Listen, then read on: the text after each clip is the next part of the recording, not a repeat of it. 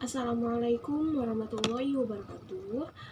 Nama saya Nara Isya Rosalina, NPM 3062056140, kelas 12. Saya mengerjakan tugas dari Ibu Lili Agustina MPD, yaitu materi tentang 10 kesalahan berbahasa Indonesia.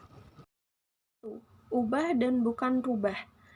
Banyak yang menyangka bahwa rubah adalah semacam kata dasar dalam bahasa Indonesia yang berarti tukar atau diganti. Karena itu, bentuk kata berimbuhan berubah dianggap benar. Namun, faktanya tidak demikian.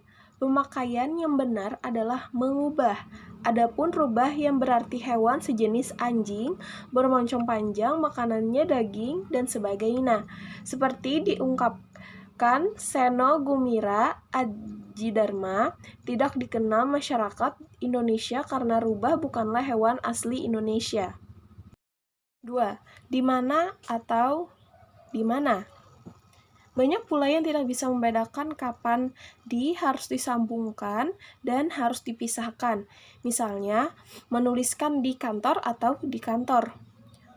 Padahal, ada cara mudah untuk membedakannya, yakni mengetahui kelas kata di yang dipakai.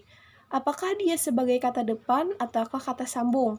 Misalnya, di sebagai kata depan yang menunjukkan tempat, maka penggunaannya dipisah. Sementara, jika di sebagai kata sambung atau imbuhan seperti pada kata dimakan, maka penggunaannya harus dilekatkan pada kata dasarnya.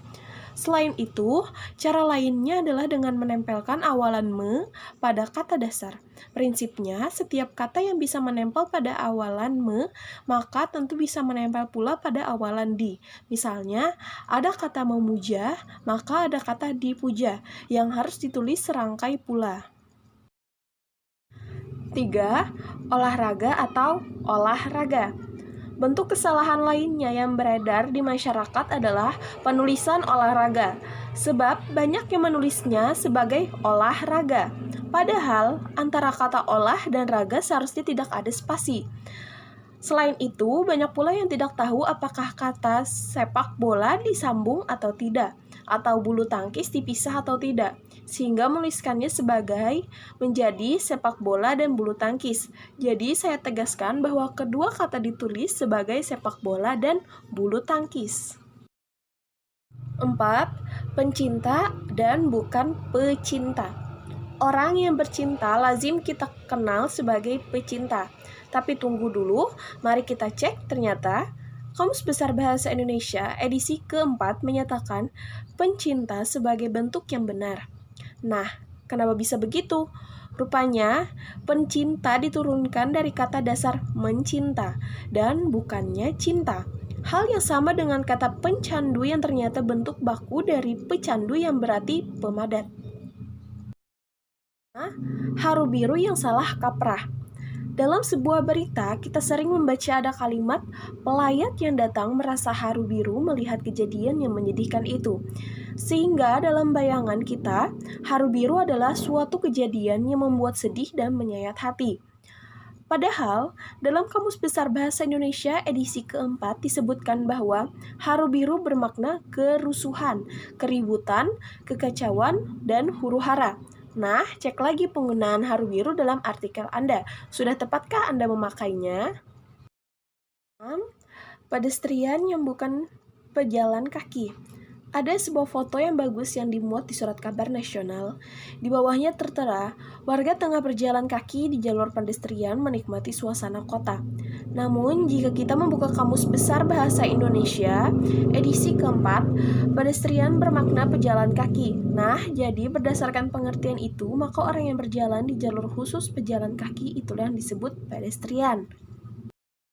7. Aktivitas atau aktivitas. Nah, untuk penulisan kata ini ada pengecualian nih. Mungkin kamu sudah mengecek di kamus KBBI bahwa hanya menemukan kata dasar aktif, jadi kamu menulisnya dengan tulisan aktivitas. Tapi yang benar sebetulnya adalah aktivitas loh. Kenapa? Kita perlu ingat bahwa kosakata ini merupakan kata serapan dari bahasa asing. Di bahasa Indonesia, kata asing diserap baik dalam bentuk kata dasar maupun kata berimbuhan. Sesuai kaidah, imbuhan asing yang berakhiran ity akan diserap bersama kata dasarnya. Maka, dari itu, kata asing aktif tetap diserap menjadi aktif, sedangkan untuk activity diserap menjadi aktivitas. Untuk contoh, kata lainnya misalnya seperti penulisan kata efektif dengan aktivitas. 8. Praktek atau praktik. Ayo ngaku, apakah kamu lebih sering menggunakan kata praktek daripada kata praktik? Sama dengan sebelumnya, kata ini juga merupakan kata serapan dari bahasa Inggris yaitu praktik. Yaitu setiap kata yang memiliki akhiran ic, maka perubahan yang tepat ke dalam bahasa Indonesia menggunakan ik. Sehingga penulisan yang tepat adalah praktik. Ini juga berlaku untuk penulisan yang benar adalah malapraktik, bukan malapraktek ya. 9. Analisa atau analisis. Kalau lagi membuat tulisan ilmiah, pernah tidak kita menggunakan kata analisa atau analisis? Kata ini juga merupakan kata serapan dari bahasa Inggris yaitu analisis. Dalam penyerapan ke dalam bahasa Indonesia, akhir sis berubah menjadi isis. Jadi dicatat ya, yang benar adalah analisis bukan analisa. 10. Nasihat atau nasihat. Tahukah kamu kalau kata ini merupakan kata serapan dari bahasa Arab? Kata ini berasal dari kata kerja nashaha yang berarti khalasha, yaitu murni serta bersih dari segala kotoran. Lalu yang benar nasihat atau nasihat? Yang tepat adalah nasihat, karena dalam penyerapan bahasa Arab ke bahasa Indonesia yang berkaitan dengan perubahan bunyi, huruf harus disesuaikan dengan ciri khas Indonesia melafalkannya. Maka dari itu penulisan huruf vokal yang tepat menggunakan i bukan e. Itu saja yang dapat saya sampaikan.